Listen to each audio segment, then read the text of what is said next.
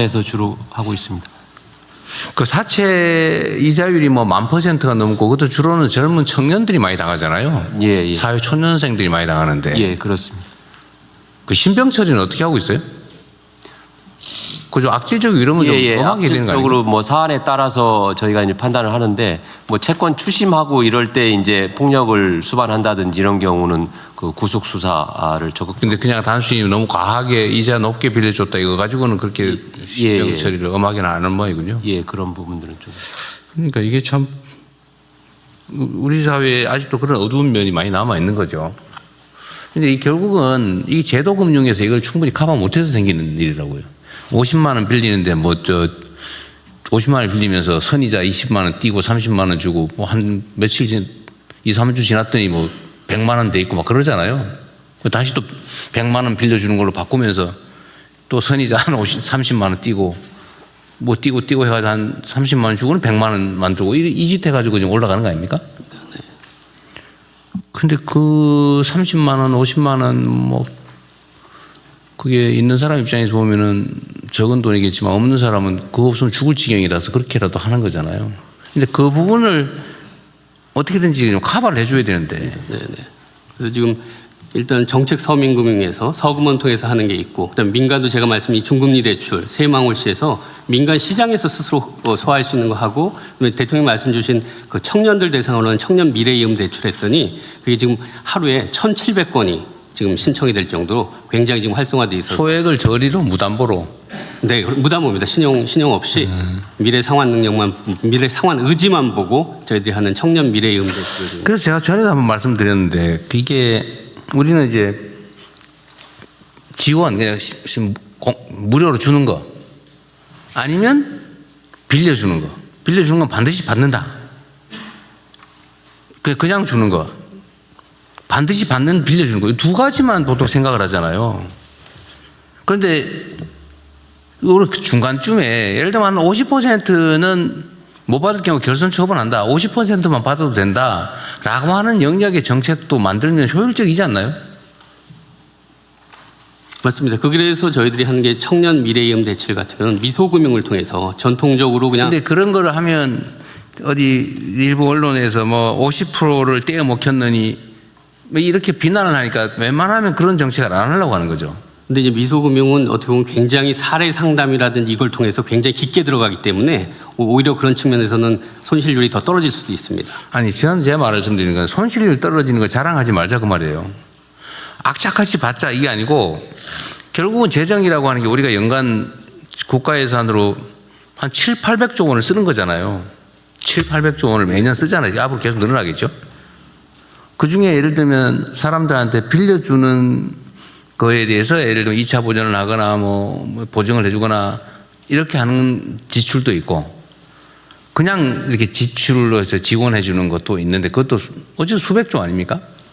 그중에 조금만 떼가지고 한 반쯤은 떼어 먹기에도 괜찮은 그런 정책을 하면 반을 원래는 돌려받는 것도 이익이라고 생각할 수도 있는데 이걸 나쁘게만 생각해가지고 왜 떼먹히냐 하지 말았어야지 이렇게 하니까 지금 그 중간 영역의 정책을 못 하잖아요.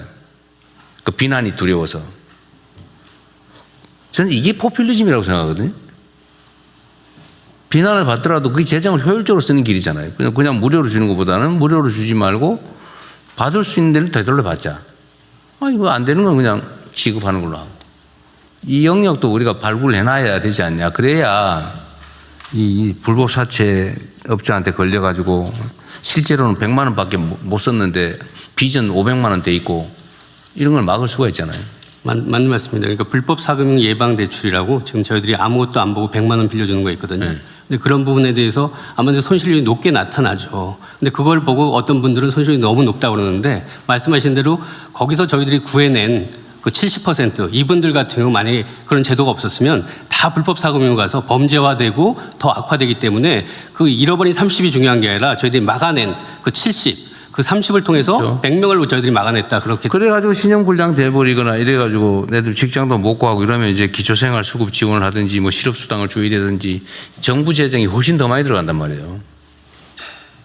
그러니까 그 부분의 중간 영역에 좀 뭐라 그럴까 그런 회색 정책이라고 그럴까? 지원도 아니고 대출도 아니고 지원이기도 하고 대출이기도 하고 이런 것도 필요하겠다 하는 생각이 듭니다. 기재부 기획예산처도 좀 그런 고민을 해보면 좋겠어요. 혹시 뭐 말씀하세요. 불법 사금융 관련해서 한 말씀 드리면 네. 이자 제한법상 이자의 상한으로 인해서요. 네. 손실률이 큰 그러니까 저신용 대출자들이 높은 금리로 그 돈을 빌릴 수 있는 시장이 사실상 막혀 있는 상태입니다. 그것 때문에 지금 불법 사금융이 여전히 활개치고 있는 상황이고요. 현실에서는 불법 사금융을 운영하는 사람들을 추적하려고 해도 요즘에는 비대면 대출이 많이 이루어지기 때문에 그 인터넷이라든지 다른 통신수단을 이용해서 대출을 받고 그렇기 때문에 그 불법 사금융을 실제로 운영하는 사람들에 대한 추적은 상당히 어려운 것이 네. 현실입니다. 그리고 이 부분에 대해서 불법 사채업자들의 수익은 그래도 회수해서 네. 피해자들에게 환수해야 된다는 취지에서 이번에 범죄수익은입법을 개정을 해서 불법 사금융에 대한 초과 이자에 대해서는 국가가 환수를 해서 피해자에게 돌려줄 수 있는 그런 법률 개정이 지금 본회의 통과를 앞두고 있는 상황입니다. 잘 준비하십시오. 그럼 잘 하셨네요. 여하튼 뭐 경찰이 잘 알아서 하겠지만 원래 이 사채업자들이 길바닥에다가 이렇게 명함형으로 던져서 집집마다 뿌리잖아요. 예. 지저분하게. 요새도 그런 거 많죠. 예, 요즘도 그렇습니다. 그 신고제도 신고하면 뭐 포상을 해주든지 신고하면 다 잡아가지고 전화 차단하고 이건 다 하고 있죠. 예, 그렇습니다. 그거와 관련해서 요새 사채뿐만이 아니고 무슨 불법업소 안내하고 이런 것들 옛날에 요새 이제 안 나가봐서 모르겠는데 무슨 어디 번화가 강남역이나 무슨 뭐 인덕원 이런 데 가면 막 바닥에 그냥 물구분에 뿌려져요. 요새도 그럽니까? 요즘은 이제 사이트를 통해 갖고 네, 인터넷 사이트로. 네, 인터넷 사이트를 해서 정식인 것 같은데 들어가 보면 딴 데로 연결돼 있는. 하여튼 좀 손이 많이 가긴 하지만 그 피해를 막기 위해서 경찰에서 좀 신경을 많이 써주세요. 예, 엄정하게. 엄정하게 해서 일반 예방을 좀 해야 예.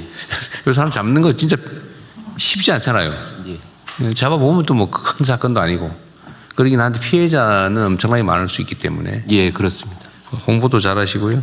예, 알겠습니다. 예방도 잘 해주십시오. 네.